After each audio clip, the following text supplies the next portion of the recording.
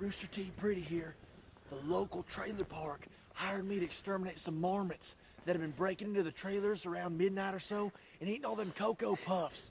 You think they're really, really cute and just fat little balls of fur, but they're actually very vicious. They're deceptively evil. They'll tear your jugular vein out if they just hear a peep from you. So you be really, really quiet. They're meaner than a hungry coyote in a crippled chicken coop.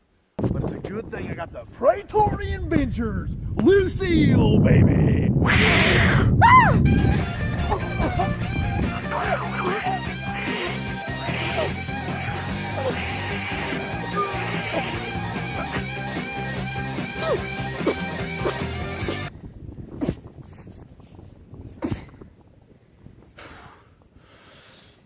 Exterminator from 9 to 5, survivalist, 24/7.